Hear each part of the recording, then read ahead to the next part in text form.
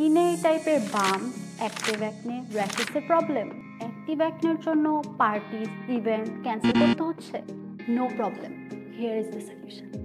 Garnish tea tree serum. Garnier tea tree সিরামে আছে tea tree oil extract, which is known for its antibacterial and anti-inflammatory properties, যেটা acne treat করে।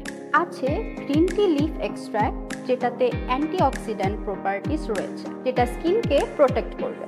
আরও আছে শ্যামোমাইল, যেটাতে রয়েছে অ্যান্টি ইনফ্ল্যামেটরি বেনিফিট, যেটা সেনসিটিভ স্কিনের সাথে খুব ভালো মতো ডিল করবে। আরও রয়েছে অনেক উপাদান যেটা স্কিন রিপেয়ার করতে হেল্প করবে।